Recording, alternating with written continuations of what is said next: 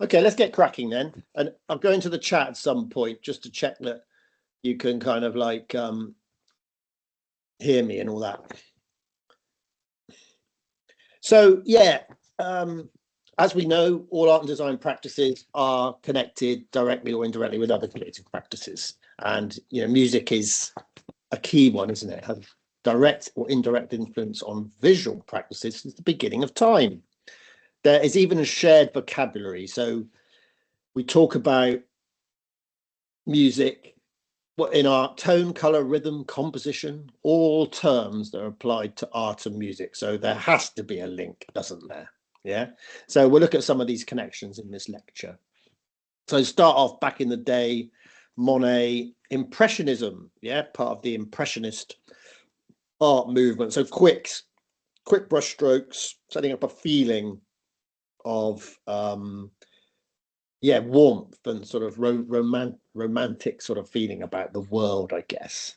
And that, I think, at the same time, Debussy was also focusing on mood and atmosphere. He wanted to convey the moods and emotions aroused by the subject. Okay, so there's clearly a link. These are like brothers in arms, yeah, Debussy and Monet. Let's try a bit of Clair de Lune and see how technically we get on here.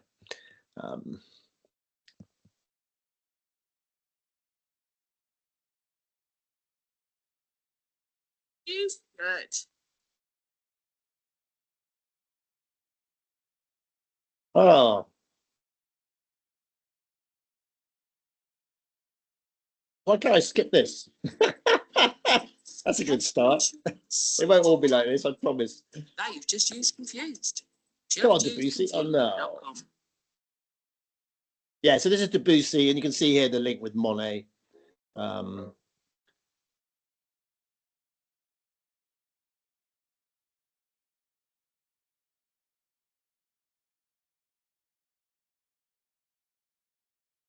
Yeah, it's all very lovely, isn't it? All very peaceful, all very calm. And what's wrong with that, What's not to like about that?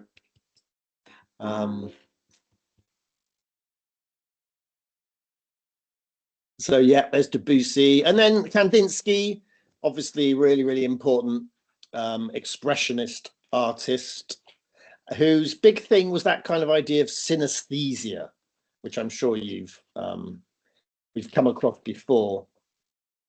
And he said, like, the sound of colors is so definite that it would be hard to find anyone who would express bright yellow with bass notes or a dark lake with the treble.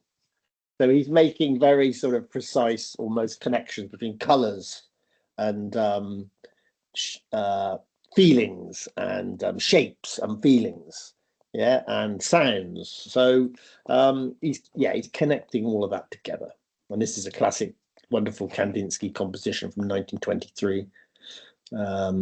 It kind of looks like musical notes, doesn't it? And things sort of being music being, yeah, different things put together in a composition. Yeah, that's what it is, isn't it? And this theory of synesthesia attached to Kandinsky's ideas, he developed this relationship with Schoenberg.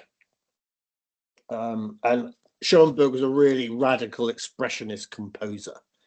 And they communicated regularly and exchanged ideas. Let's try Schoenberg. Might get it up straight away, this one. Yay!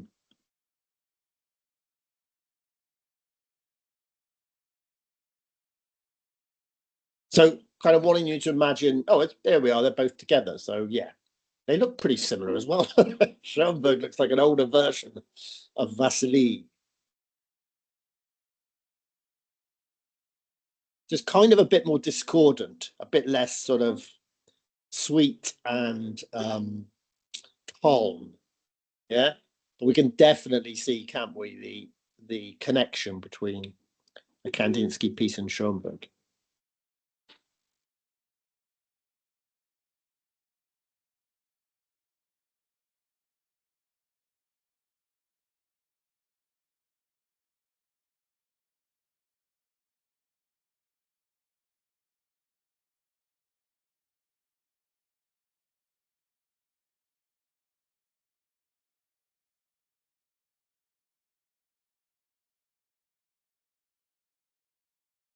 Yeah.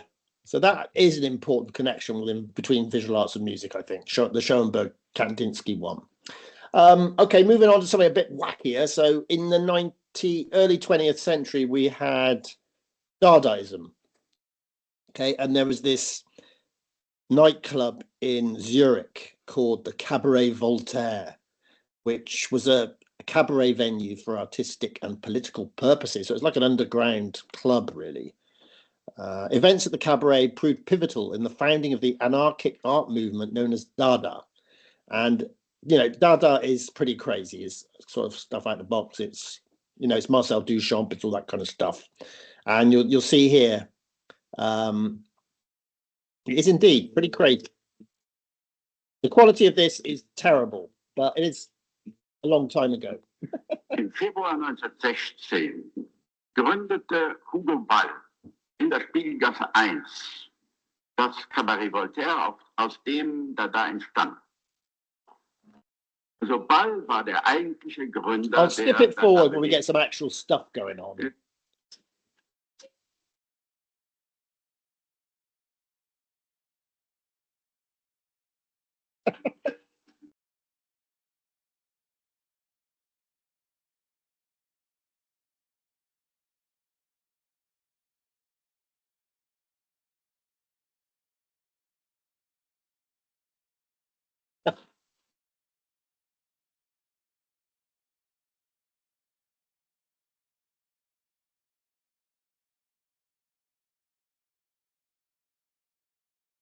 Let's move forward, see another bit.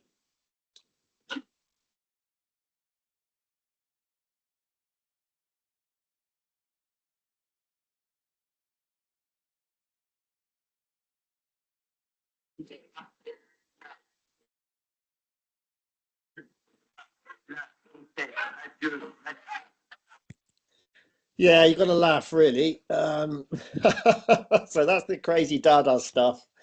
I don't know if you've ever seen anything like that, have you? And yeah, it didn't last, obviously. It faded out. Anyway, great stuff. And then Matisse, the great Henri Matisse, influenced by jazz. And I don't think I'll show you this, but actually I will, because it's a beautiful book. It's this bookwork, and it's named for the experimental improvised nature of jazz's compositions, I guess. But however, the dominant themes of the book are actually circus and the theatre. Oh, drat. Okay. Well, we're not going to be able to see that one. Never mind. But yeah, you can see it's these wonderful cutouts and text to accompany them. It's a wonderful book. You can get facsimiles of it now, but you won't see the original one. And then, of course, also influenced by jazz was Pete Mondrian. This is his famous Broadway Boogie Woogie, which you've probably come across from 1942. His appreciation of Boogie Woogie may have sprung partly from the fact that he saw its goals as similar to his own. So he saw the goals of Boogie Woogie as being the destruction of melody, the destruction of natural appearance, and construction through the continuous opposition of pure means, dynamic rhythm. Yeah, and you can see, obviously, this was tied into that idea of New York, wasn't it? The streets, the grid system of New York and the streets from above. So jazz, New York, boogie woogie piano. You can see the clear connections then.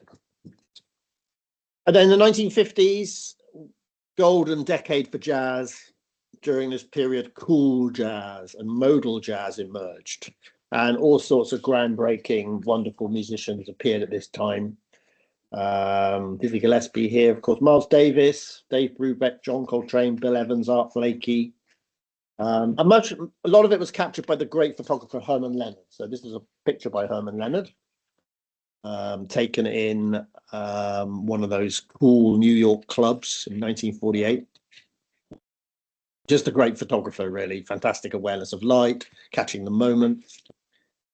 And here's his famous portrait of the wonderful Miles Davis, taken in 1949 in New York. So this kind of photography just sums up a time and a place, doesn't it? And a kind of cultural movement. Okay. He opened a studio in New York's Greenwich Village And he spent his evenings photographing at jazz clubs like Birdland.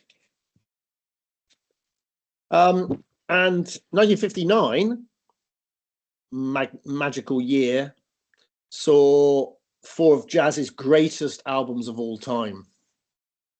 So this was, you can just imagine what it must have been like in America at that point.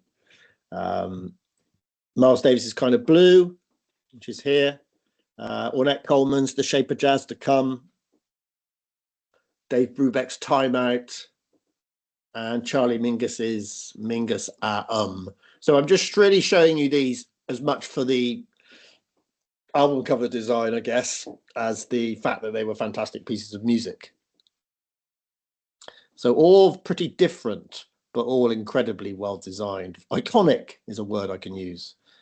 I'll use it a lot, but these are iconic album covers.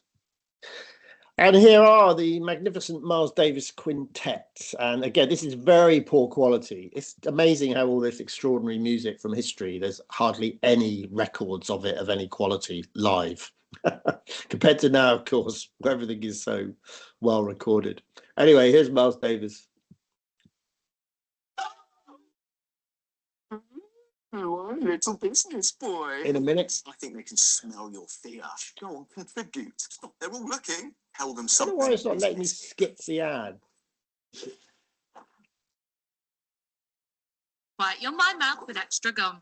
Shoot. Sometimes it Good. does, sometimes it doesn't. Sorry, everyone.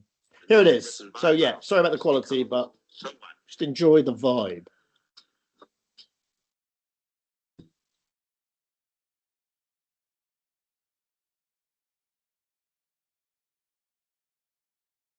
The audio keeps cutting out Does it? whenever the music plays. Yeah, like it just goes no. completely silent.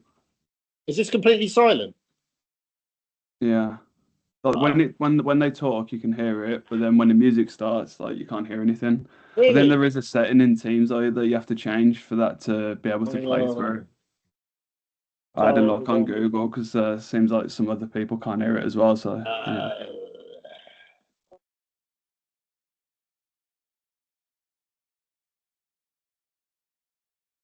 Oh God. Sorry, everyone. This is the trouble with this. You can't hear the music at all. Sorry, did you say there was a setting? Keep talking to me. Who's that talking? Is it Jared? Yeah, it was me. Tell me, Jared, what do you think there's a setting somewhere? Yeah, I Googled it. It said that you need to enable high fidelity music mode in your settings for it to play through. Otherwise, Teams will block it. Yeah, sorry. This didn't happen last year. It was fine. Guys, should we just have a break and come back in 15 minutes? And I'll try and get it going again. Yeah, sorry, everyone. We'll come back in 15 minutes. Give me a minute to have a look at it, and we'll see what we can do. Really sorry. Come back at 10:30 and hopefully I'll have sorted it out. Give me some time to do it.